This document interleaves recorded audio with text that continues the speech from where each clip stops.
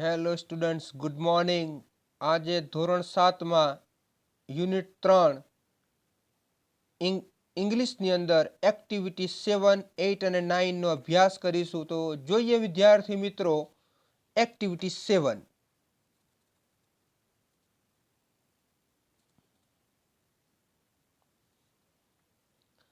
Fill in the information in the table. ટેબલમાં તમે માહિતી પૂરવાની છે. એવરી ડે એટલે દરરોજની. વિદ્યાર્થી મિત્રો ખાસ યાદ રાખજો, આ માહિતી તમારે ચોપડીમાં પૂરવાની છે. આઈ એમ તમારું નામ લખવાનું છે. પછી લખ્યું છે બ્લેન્ક ઇઝ માય મધર, તો તમારી મમ્મીનું નામ લખવાનું છે. માય ફાધર નેમ ઇઝ, તો પિતાજીનું નામ લખવાનું છે. અને તમારી બહેન હોય, ભાઈ હોય, બરાબર છે, તો તમારે એના નામ લખવાના છે કે Mehul and Mayur are my cousin. બરાબર છે. એ રીતે વિદ્યાર્થી મિત્રો પહેલું ટેબલ પૂરવાનું છે. બીજું છે I brush my teeth at 7:30 in morning. તમે આ તમારું આખું ટેબલ પૂરું થશે વિદ્યાર્થી મિત્રો.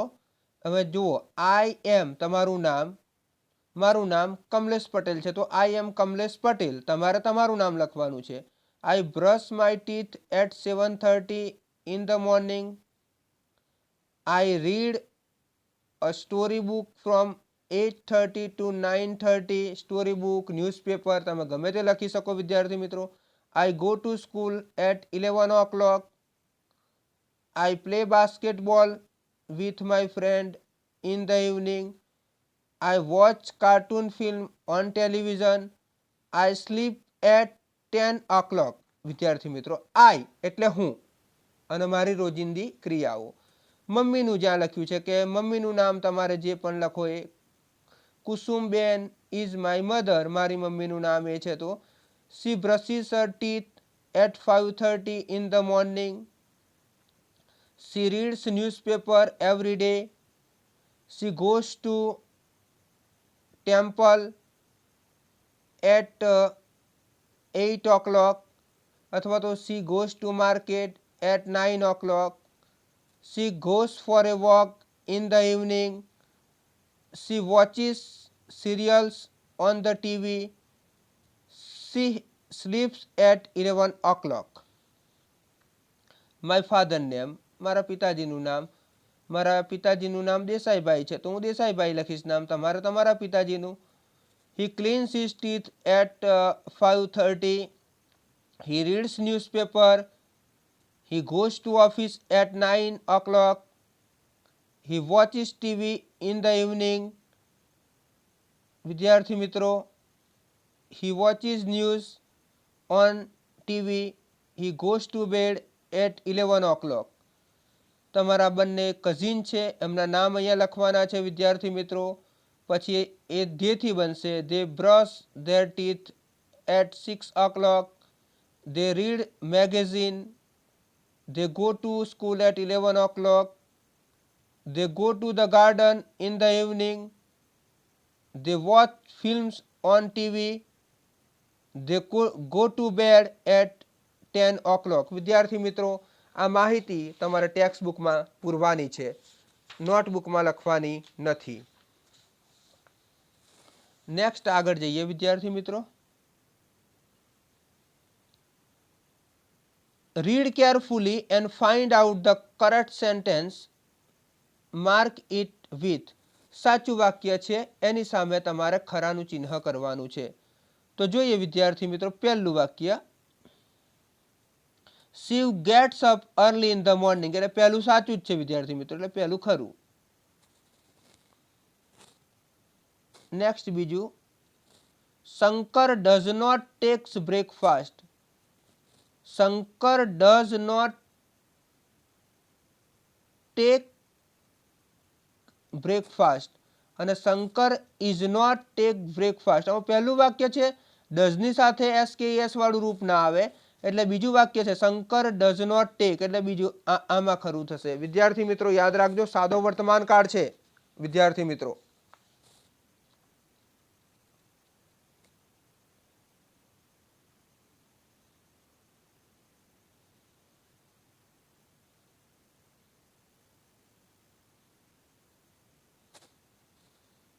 Shiv and Shankar do not playing hockey. Shiv અને શંકર એ હોકી નથી રમતા. Shiv and Shankar does not play hockey. Shiv and Shankar do not play hockey. તો વિદ્યાર્થી મિત્રો શિવ અને શંકર બહુવચન છે એટલે એની સાથે ડુ આવે એટલે ત્રીજા નંબરનું જે વાક્ય છે એ ખરું થશે. The robot does not eat food. The robot does not eat food. અને the robot do not eat food. Robot એક વચન છે અને does ની સાથે મૂળ ક્રિયાપદ એટલે બીજા નંબરનું થશે વિદ્યાર્થી મિત્રો. Number 3 they go to laboratory by their car. પહેલું જ વાક્ય સાચું છે વિદ્યાર્થી મિત્રો એટલે પહેલું સાચું. એ રીતે વિદ્યાર્થી મિત્રો એક્ટિવિટી 8 નો આપણે અભ્યાસ કરીએ.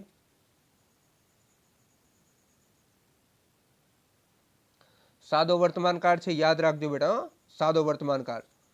Read the sentence and fill in the blanks. Shiv drinks tea in the morning. He does not drink coffee in the morning. પહેલા વાક્યમાં ડ્રિંક્સ કરતા એક વચનમાં હતો એટલે એને એસ કે યસ લાગ્યો અને ડઝ ની સાથે મૂળ ક્રિયાપદ તેનું તે આવે છે. ડઝ અને ડ્રિંક જુઓ અહીંયા આપેલું છે. બીજું Shiv and Shankar play chess. Shiv અને શંકર બહુવચન છે એટલે મૂળ ક્રિયાપદ આવે છે.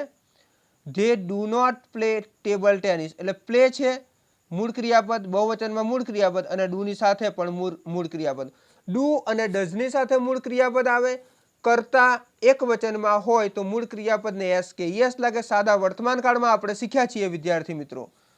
Shankar prepares lunch for Shiv. Shankar છે એ શિવ માટે લંચ બનાવે છે. અહીંયા શિવ ડઝ નોટ તો પ્રિપેર વિદ્યાર્થી મિત્રો સીધે સીધું પ્રિપેર આવશે. તમે જોઈ શકો છો એ રીતે અહીંયા ડઝ ની સાથે સીધે સીધું પ્રિપેર મૂકવાનું રહેશે ખાલી જગ્યામાં. તમારે નોટબુકમાં નથી લખવાનું, ચોપડીમાં જ લખવાનું છે. નંબર 4 ચાંદની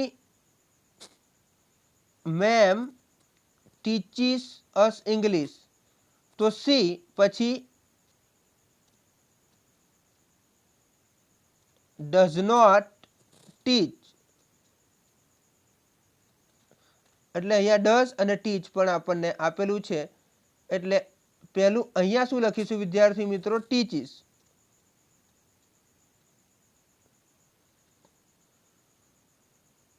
નંબર 5 સ્ટુડન્ટ્સ રીડ. સ્ટુડન્ટ બહુવચન છે. મેગેઝિન ઇન ધ લાઇબ્રેરી તો અહીંયા રીડ થશે અને ડુ અને એની સાથે પણ અહીંયા રીડ એટલે ધે ડુ નોટ અને રીડ.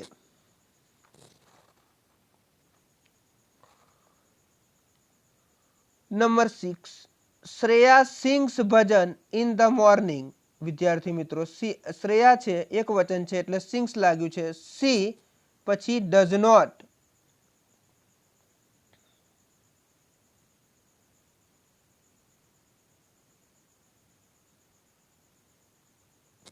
નોટ સિંગ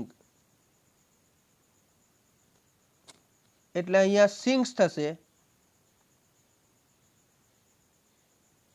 અને અહીંયા ડઝ અને અહીંયા સિંગ. લખાતું નથી વિદ્યાર્થી મિત્રો, તમારે યાદ રાખવાનું છે. યાદ રાખજો સિંગ થશે વિદ્યાર્થી મિત્રો, લખાતું નથી. નીચેની વધારે છે એટલે સિંગ થશે, યાદ રાખજો. નેક્સ્ટ આગળ જઈએ.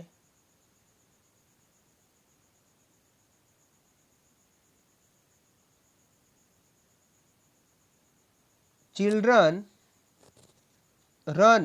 વિદ્યાર્થી મિત્રો આપેલું જ છે રન ઓન ધ પ્લેગ્રાઉન્ડ.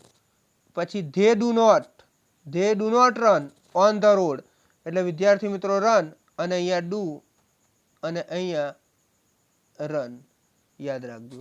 એ રીતે 8મું 9મું ને 10મું વાક્ય તમારે કોઈ પણ બુકમાં જોઈને પણ તમે લખી શકો છો વિદ્યાર્થી મિત્રો. તમને જેવું આવડે એવું સાદા વર્તમાનકાળનું વાક્ય લખી શકો છો. અહીંયા રીડ્સ તો આપ્યું જ છે બરાબર. તો my father reads newspaper daily. My father reads newspaper daily. He does not read story book. બરાબર છે, એ રીતના તમે વાક્ય બનાવી શકો. 8મું તમે બનાવી દીધું. 9મું અને 10મું તમને મનપસંદ તમને ગમતું વાક્ય તમારે બનાવવાનું છે અને ચોપડીમાં જ લખવાનું છે, બીજે ક્યાંય લખવાનું નથી.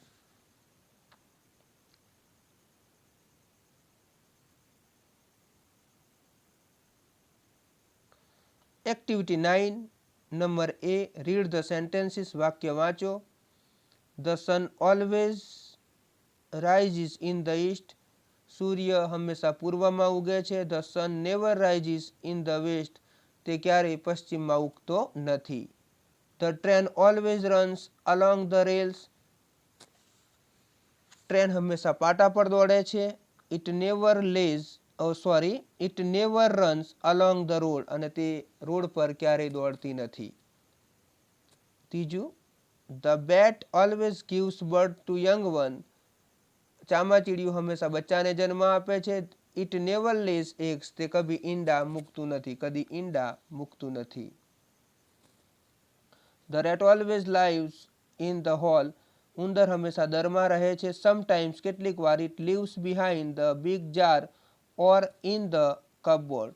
તે કોઈક વાર મોટી બરણીઓ પાછળ અથવા તો કબાટમાં રહે છે. It never lives in the nest. તે માળામાં ક્યારેય રહેતો નથી.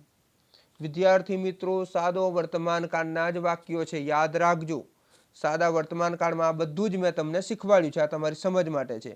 આઈ always walk to my school.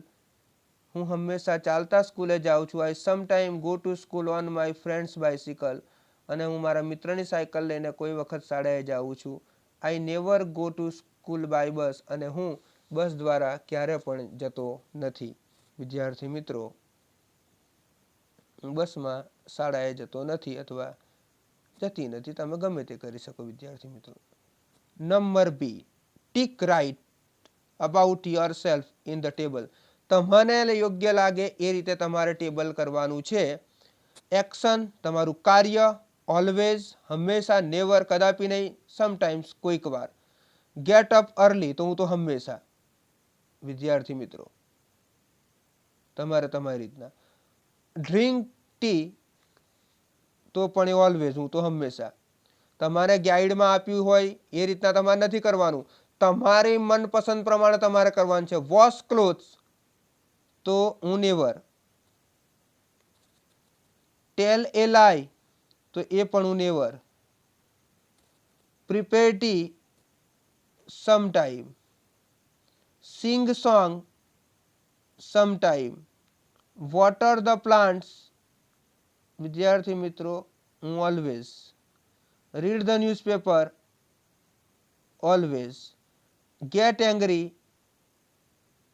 Sometime. Go to school always. Ask question to my teachers વિદ્યાર્થી મિત્રો સમટાઈમ્સ. આ મેં મારી રીતે કર્યું છે.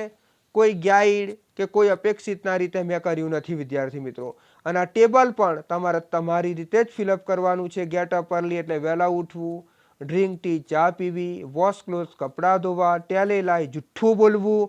પ્રિપેર ટી ચા બનાવી. સિંગ સોંગ ગીત ગાવું. વોટર ધ પ્લાન્ટ્સ છોડવાઓને પાણી પાવું. રીડ ધ ન્યૂઝપેપર સમાચાર પત્ર વાંચવું. ગેટ એંગ્રી ગુસ્સે થવું. ગો ટુ સ્કૂલ સ્કૂલમાં જવું. Ask question to my teacher અને એ કહે છે શિક્ષકને પ્રશ્ન પૂછવા. વિદ્યાર્થી મિત્રો, આ તમને ખ્યાલ આવ્યો હશે. ફરી મળીએ ત્યાં સુધી બધાને ગુડ બાય. Take care.